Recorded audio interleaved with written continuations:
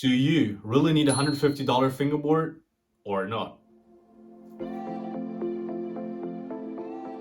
Hey guys, how's it going? It's Johnny from dwood Fingerboards, and I recently posted a video with a full review of this tech deck. And I thought, why not just compare it to my $150 Pro Fingerboard setup?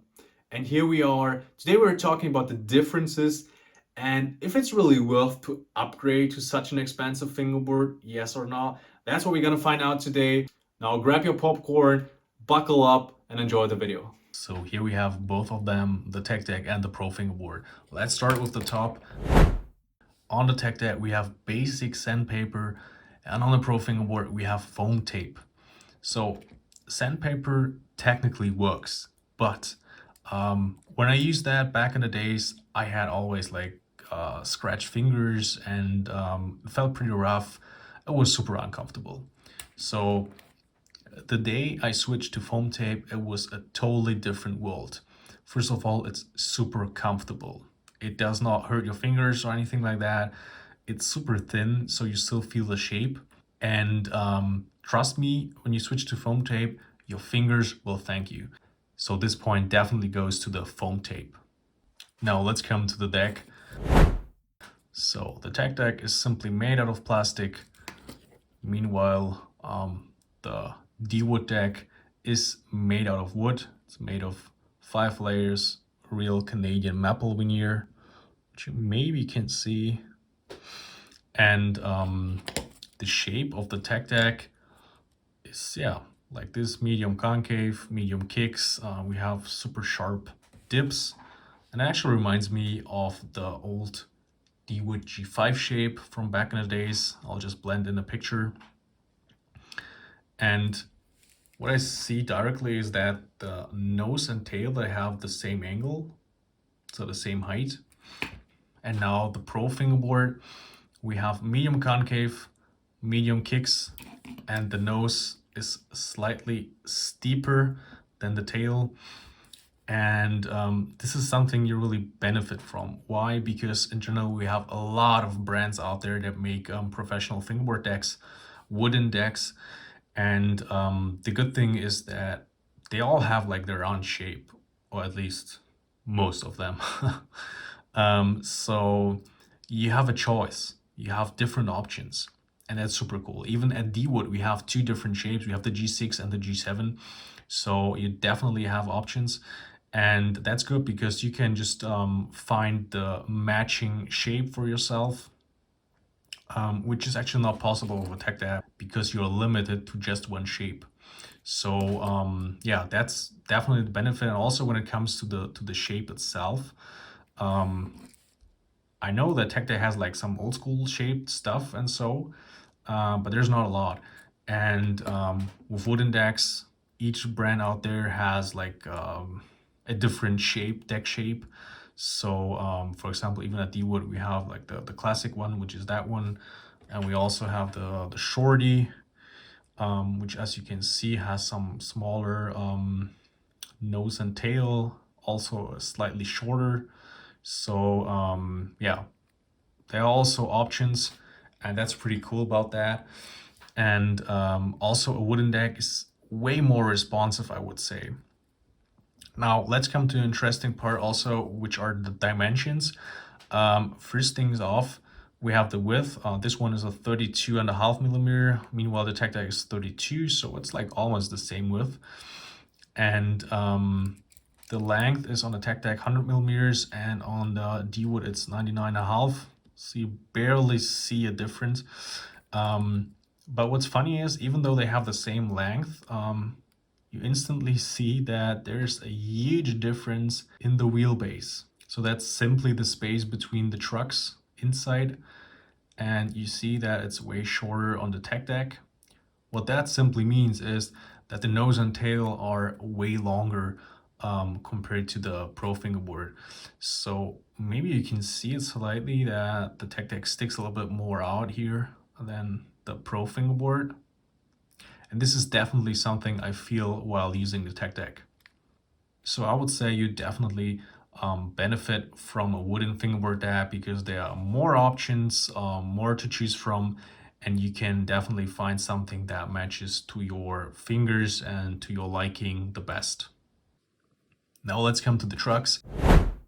So on the Pro Fingerboard, we have some 32mm dynamic trucks with the inverted kingpin. And yeah, then we have these tech deck trucks.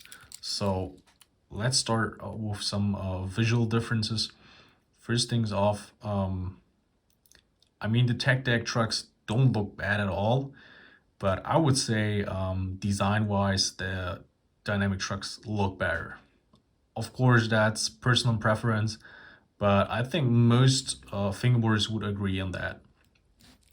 So another thing is the base plate. I don't know if you can see that, but the base plate on dynamic trucks is way bigger. And yeah, now let's come to the kingpin. As I mentioned, on the tech deck trucks, we have a standard kingpin, which is super long. As you can see, it already sticks out. So that means it's positioned way higher than the hanger. And this is super annoying because it will always scratch on the obstacle you grind on. Yeah, so it's simply way too long. Meanwhile, on the dynamic trucks, you can see that the kingpin is positioned way under the hanger, so it does not touch the obstacle while grinding on it. Also, the dynamic trucks have way more professional fingerboard trucks, and they also have pivot caps that are missing on the tech deck trucks, as you can see. So they're pretty loose. Yeah, they are way stiffer. You can adjust the softness and tighten or loose the kingpin screw. So you just adjust it to your personal preference, which you can also do on this nut, but actually it does not really change anything from what I experienced. And overall, I would say the dynamic trucks look way more professional and more high quality. What I also noticed is actually the positioning of the hanger. So as you can see, the hanger on the dynamic trucks is positioned way more to the front. Meanwhile, the hanger of the tech deck trucks is positioned more to the center, which also has an impact on the wheelbase. And the probably biggest difference on these both trucks is that the dynamic trucks have a single axle system, which means that you have just one axle which goes all the way through the hanger. And on the tech deck trucks, you have two separated axles, which will actually cause that they bend over time. I have here an example of how it looks. So these are some old tech deck trucks, and as you can see, they've been bending over time on both sides. But here you can clearly see it, and that will actually cause that your wheels do not roll smooth, do not roll like parallel to the ground, and this will actually cause that they get like deformed, the wheels. So yeah, that's not pretty good. So that's where you definitely benefit from single axle trucks. So this point definitely also goes to the Pro Fingerboard. Now let's come to the thing that for me personally probably has the biggest impact, and that are the wheels. So on the tech deck, we have simple plastic wheels with no bearing inside, and they are super loose. There's lots of movement, as you can see, and when you actually ride them, they look like this. And that's actually not how a wheel should roll. Meanwhile, on the Pro Fingerboard, we have some flat-face dual durometers with a bearing inside, as you maybe can see. And due to the single axle, there's no bending. And as you can see, now due to the bearing, they are super parallel to the ground. They stay in position. They do not move around a lot. So they sit way better on the axle.